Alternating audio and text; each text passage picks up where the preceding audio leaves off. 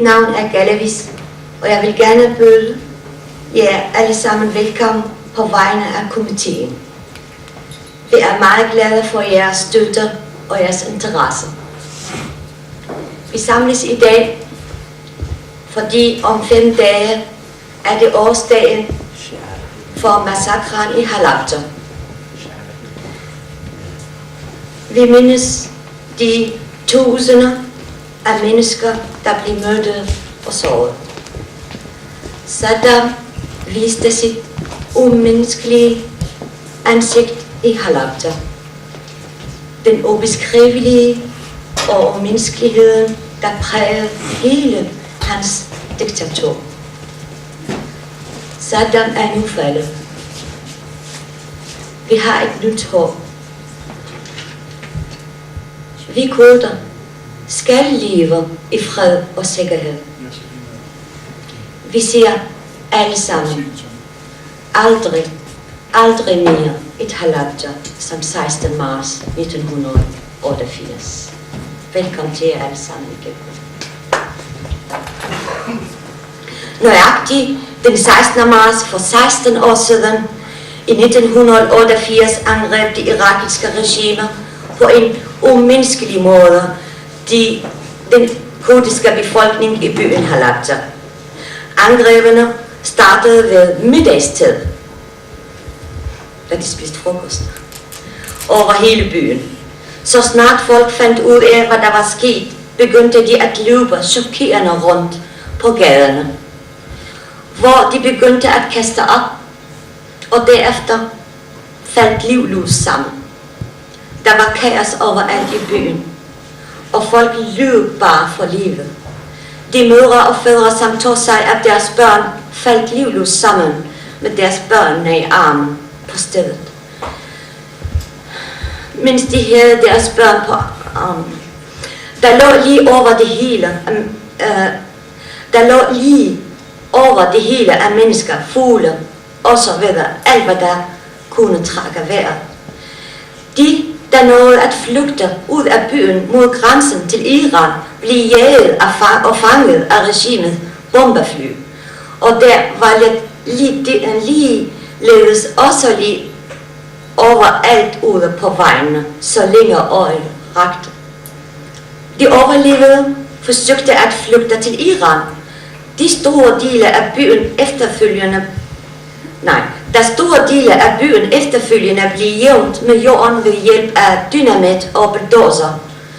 Da de iranske myndigheder hørte om angrebet, skaffede de vestlige journalister adgang til byen Halabja. Gråsomme tv-billeder gik verden rundt, og der er mange af os alle sammen, der har set det. Og angrebet på Halabja blev den mest kendte episode fra folkedrabet i Irak. Der var imidlertid sikkert 40 lignende angreb, hvor sikkert 200 landsbyer blev ramt. Halabja er en af de største og smukkeste byer i Sydkurdistan. Havde de på daværende tidspunkt, det var et indbyggertal på 70.000 mennesker. Som følge af dine forbrydelser med hele menneskeheden blev 5.000 kurder, såvel børn, unge, gamle, dræbt og 15.000 såret. Resten af indbyggerne flygtede til iransk Kurdistan, og hele byen blev jævnt med jord med dynamit bagefter. På grund af giftgasangrebet fik og har mange kurder stadig varig lidelse, herunder lunge- og hjernekræft, samt blodkræft hos børn, leukemia blandt de små børn. Mange kvinder har fået foretaget aborter på grund af misdannelser i fostret. Men lige så mange har også født misdannede børn. Selv i dag, hvis man besøger byen, vil man kunne se mange massakravpladser, hvor hundrede af dræbte kurder er blevet begravet. Og der går ikke græs mange steder i byen, som følge af det giftige gas. Men på trods af dette umenneskelige folkemord på den kurdiske befolkning, gør verdens samfund ikke noget. Her mener vi officielt, ikke som almindelige mennesker. Og det er noget, som historien vil aldrig glemme. Det jeg vil gerne sige er, at vi skal ikke glemme, at der var noget bare hjælp i forhold til dem, der sovet. Og så 3 lande, Sverige og Danmark og England, har været parate for at deres hospitaler var til rådighed til vores sovemennesker. Jeg siger tak.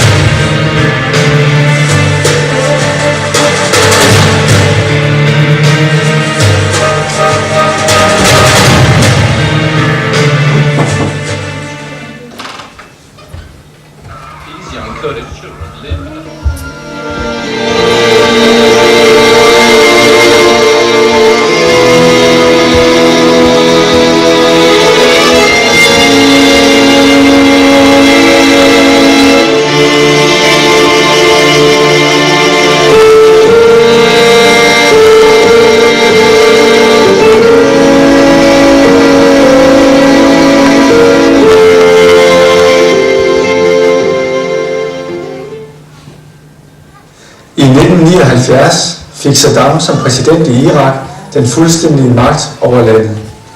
Efter han havde udrenset sine politiske modstandere, påbegyndte han en chauvinistisk politik over for kurderne. Først tvang han kurderne til at flytte fra deres landsbyer, og dernæst forsøgte han at arabisere deres område ved at ændre på demografien. I 1987 var mere end 4.500 landsbyer og småbyer helt ødelagt og fuldstændig tømt for kurdere. Befolkningen var flyttet til de store byer og mange til udlandet. Mere end 100.000 mennesker var dræbt eller forsvundet.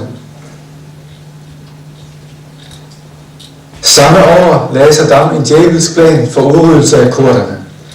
Planen fik det berygtede navn Anfal, et navn, der stammer fra et af Koranens kapitler af samme navn. I Koranen er Anfal det tilfælde, hvor det er tilladt at slå ihjel og udrydde. Slagteriet på kurderne begyndte for alvor i 1987 og varede frem til slutningen af 1988. Saddam udnævnte den brutale og blodige Ali Hassan al-Majid, senere kendt som Kemi Ali, til leder af Nordirak fra 1987 til 1989. Han udførte Saddams plan i en 8-delt operation. Det hele fik som resultat, at 2.000 landsbyer og småbyer blev fuldstændig ødelagt, og 182.000 mennesker blev levende begravet. Blandt meget andet blev 40 grænselandsbyer og småbyer angrebet med giftgas. Halabja, en kurdisk by, der ligger 11 km fra den iransk-kurdiske grænse og 260 km nordøst for Bagdad, var en af dem. På dette tidspunkt var der 80.000 indbyggere i byen. De fleste arbejdede med deres jord, og der var meget handel i byen, som var centrum for de omkringliggende landsbyer. Halabja blev befriet fra den irakiske hærs greb af kurdiske partisaner i samarbejde med den iranske hær. Freden duftede så godt i Halabja, men det varede ikke længe. Om morgenen tidligt den 16. marts 1988 fik byen et meget kort besøg af flyvemaskiner, der kastede gift. Gaderne var fulde af lig, gamle, unge og børn og af døde dyr. I alt døde 5.000 mennesker, og 15.000 overlevede med svære men.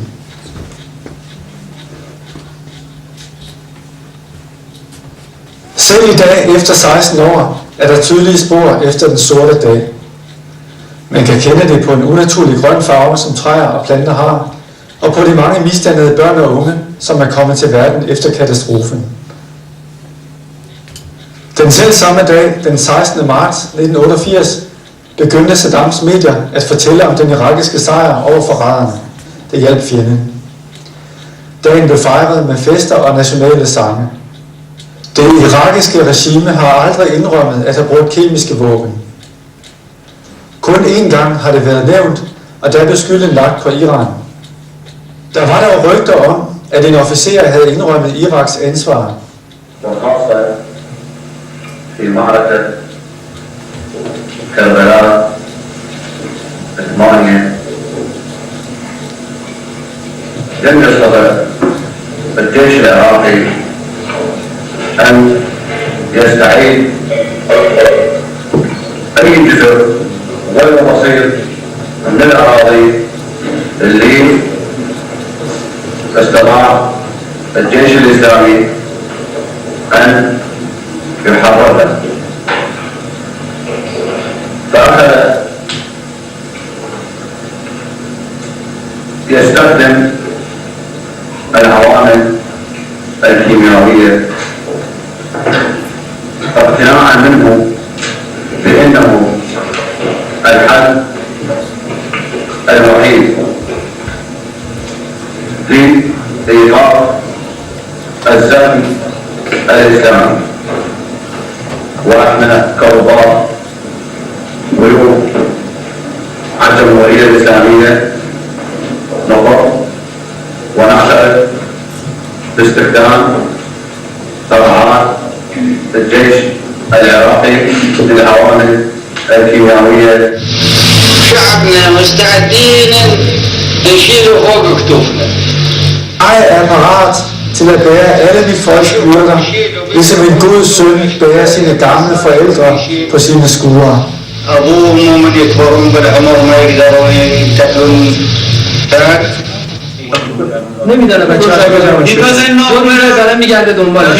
He doesn't know where are his kids, and he has been searching for them for last 2-3 days. I don't know where is my kids.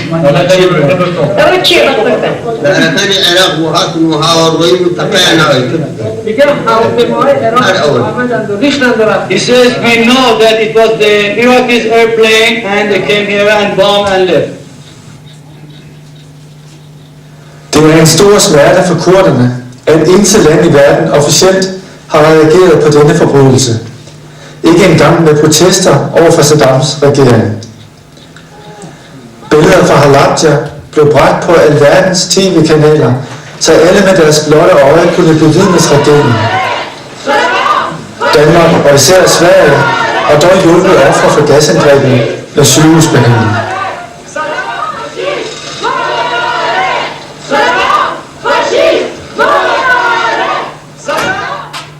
War between Iran and Iraq has reached Britain. ITN has received pictures said to show an Iraqi attack on rebel villagers on its border with Iran. Camerawoman Hero Talabani has just arrived in Britain from Iraq's Kurdistan region. She visited Yaksama village northeast of Kirkuk in the remote Kurdistan mountains, where she says she filmed Iraq's poison gas attacks. The smell of gas came and it filled the place, and we realized that it's a gas attack. What does gas smell like? It smells very bad. It smells like garlic. And we all ran away from some who got their anti-chemical clothes. They wear their clothes and run away from that place. The area is full of small children and many civilians. And I took picture of 2 of the civilians with these knees. And really it was horrible to thinking about these children and this gas attack. Byen Halabja er et grufuldt eksempel på den krig, som foregår nu på 8. år mellem de 2 arvefjender, Iran og Irak. Det, der er foregået her, bliver vel andet betegnet som en krigsforbrydelse. Det er forbudt at bruge kemiske våben efter Genève-konventionen. Men iranerne siger, at åbenbart her belæg for, at det sker i større og større omfang. journalister från väst att staden Halabja i den irakiska delen av Kurdistan har angripits med nervgas. We visited Halabja over the weekend and there is no one left in the city since the gas attack and it now seems clear that many people were killed and many people were injured and the rest of the civilian population have had to leave the town. And it's obviously a tragedy for the people of that area, especially the Kurds who have suffered so much for generations and yet and now again find themselves in the fight.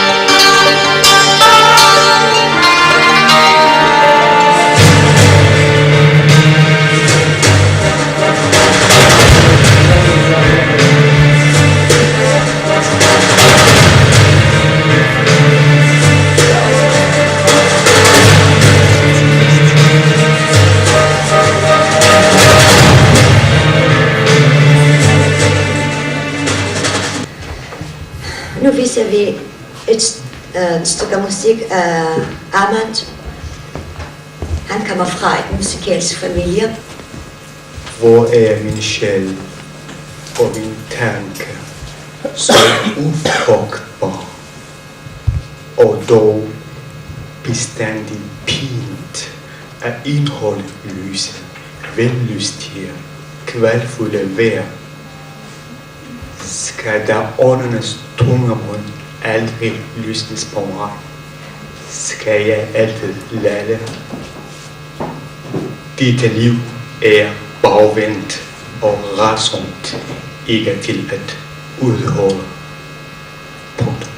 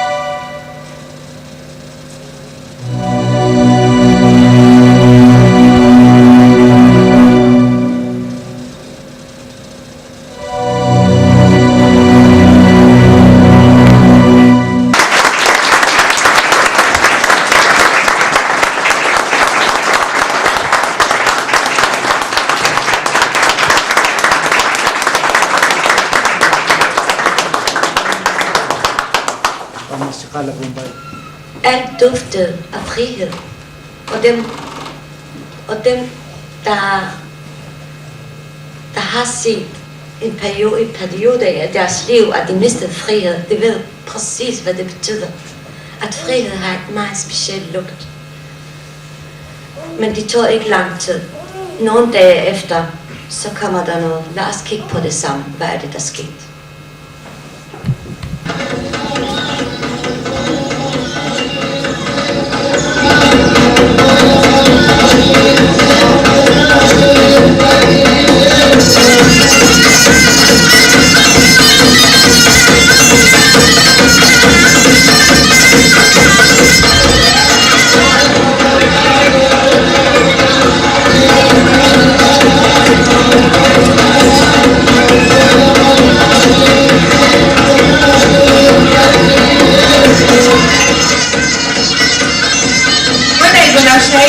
دارم هزینه شهرونیه بنای شرکت چی بود؟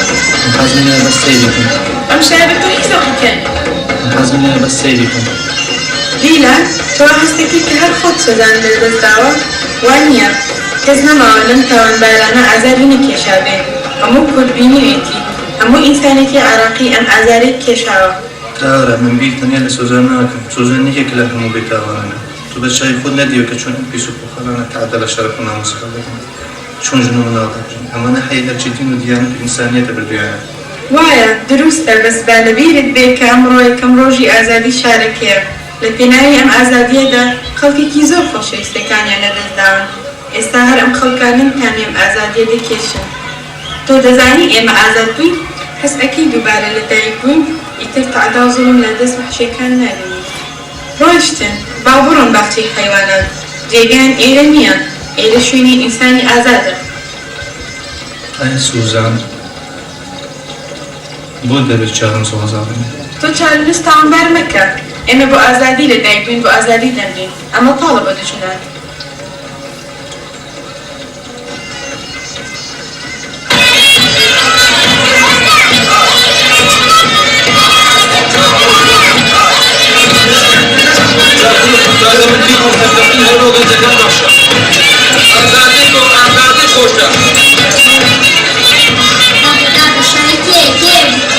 شاید کزارم یا شاید سرویسی شاید کمک کزار سیم سوزانا خندر سیم سوزانا سخوت زود کدومت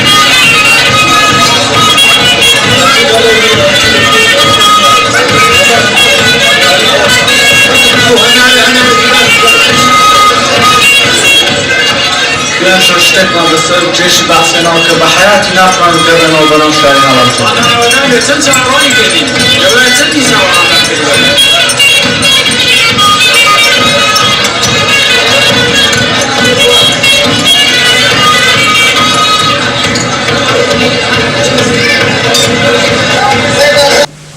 هاي مدينة halabja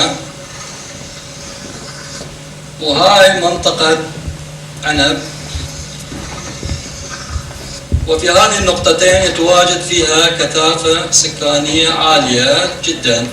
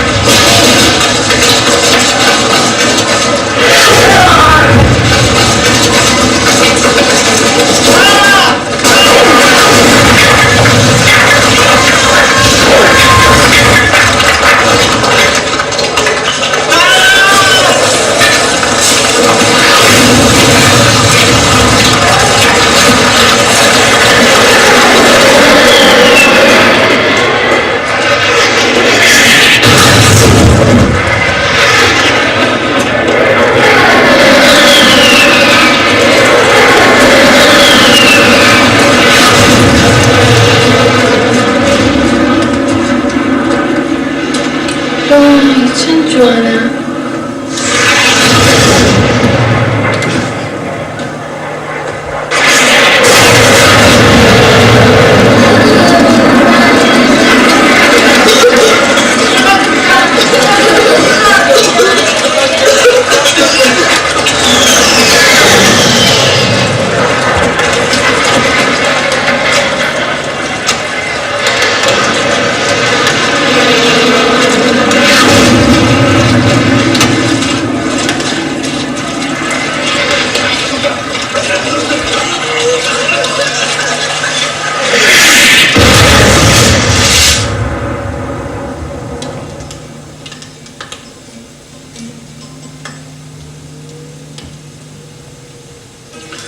وصلنا الآن مدينة حلبجة، وتبدو المدينة هادئة على الرغم من وجود ألسنة الدخان تنتشر في أحياء المدينة.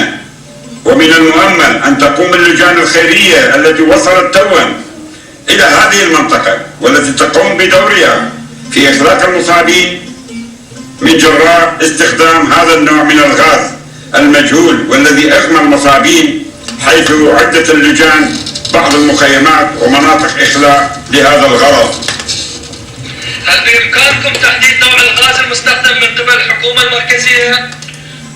نعم فيصل، هذا الغاز ليس غازا ساما كما ادعت وأشيرت من قبل بعض وسائل الإعلام العالمية، فهذا الغاز هو غاز طبيعي وقد استخدمته الحكومة المركزية مرارا ضد المتمردين الأكراد، وكان الغرض من ذلك هو تسهيل مهمة إلقاء القبض عليهم وهم أحياء.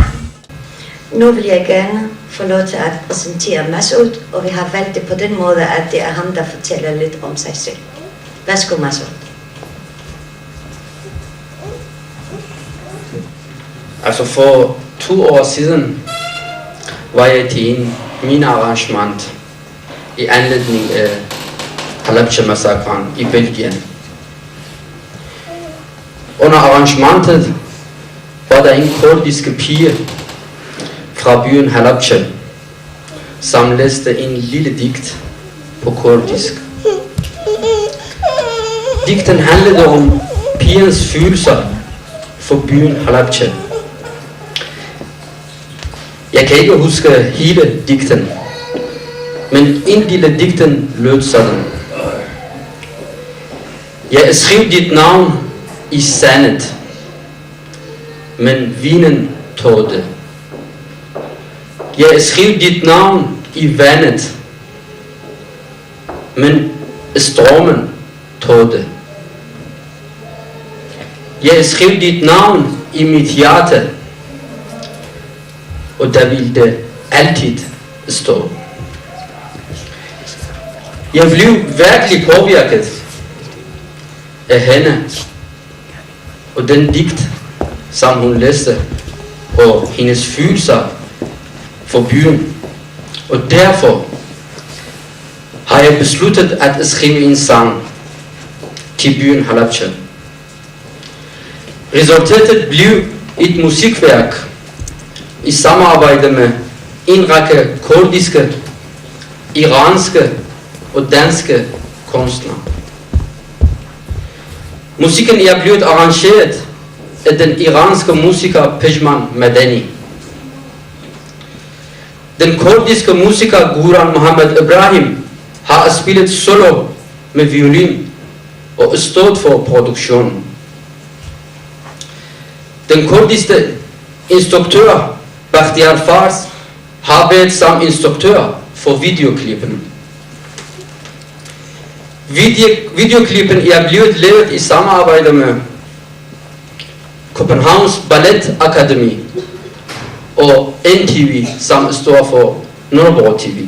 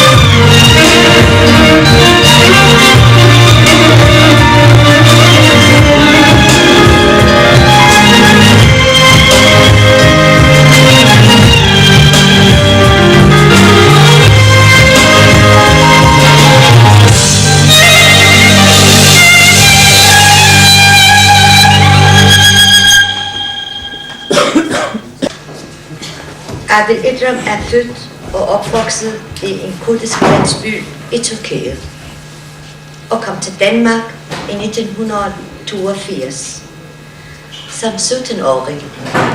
Han har skrevet både digter, noveller og børnebøger på dansk siden 1987. Giv en hånd til Adel Idram.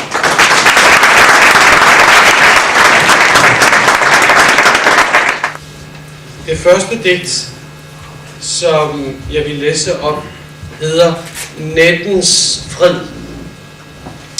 Og det var så meningen, at jeg... Som ej sker det om natten, når mennesket er bedst til at beherske sit had overfor mennesker. når ingenting kan ses, når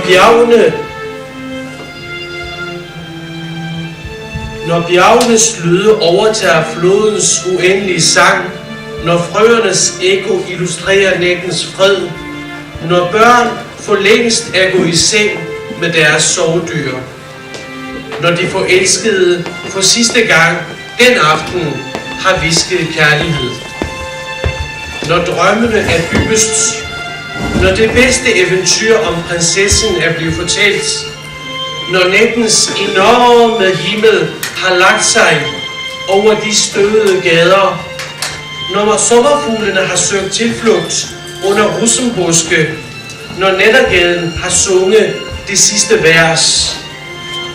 Det sker som regel om natten, nøjagtigt som i de historiske beretninger om fortiden, hvor bjergene oplyses, hvor rovdyrene skræmmes væk i flokke, hvor lyde af børn skærer natten over, hvor mødrene kaster sig over de nyfødte og andre, og danner beskyttelsesrum af egne kroppe, hvor de gamle forestiller sig en pludselig afslutning på livet. Når brudparret har danset på ny og for sidste gang, mens byer sættes i brand, synger de døde i kor. Det var så det første digt, og det andet digt, som jeg har valgt, er et digt, jeg har skrevet i Istanbul på et tidspunkt, hvor jeg gik rundt og interviewede kurdiske gadebørn. Digtet hedder September.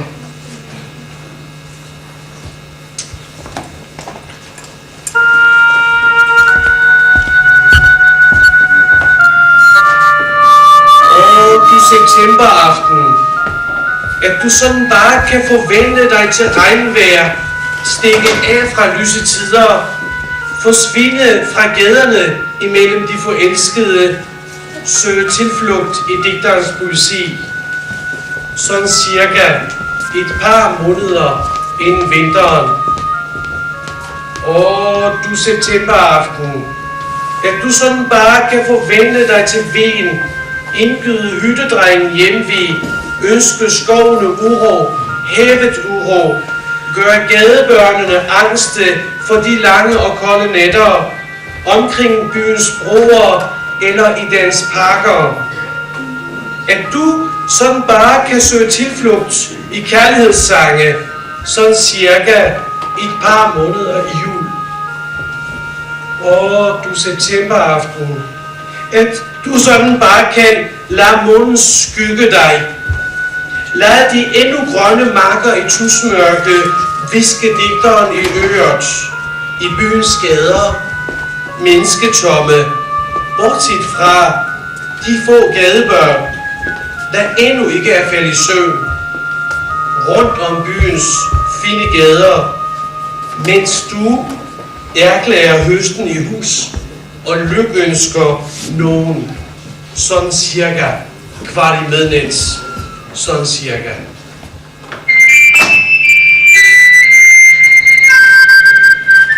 På vej til køkkenet kiggede han etter på billene og tændte det eventuelle ordskuld med fingrene for sidste gang. Nøjagtigt på samme måde i skolen, når han skulle lægge sammen og trække fra med fingrene under bordet. Der kunne blive til en bold, eller slik til resten af dagen, eller 3 ispinde med hjem til hans 3 søskende. Men da et røgslør lagde sig over bydelen og jægerflyene fløj lavt, forsvandt købmandsbutikken i støv og flammer.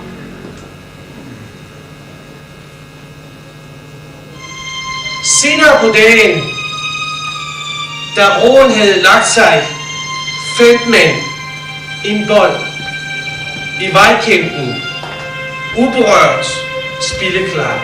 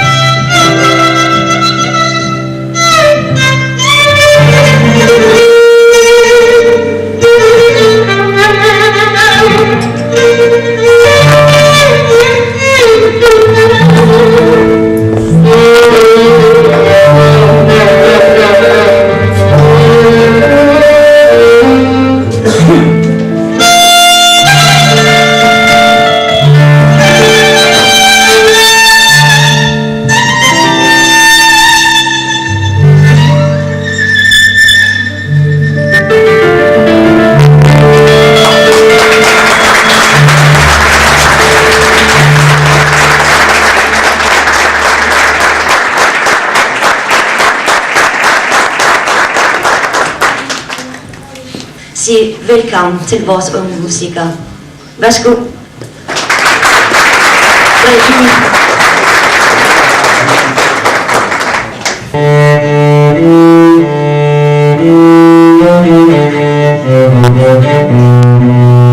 Thank you.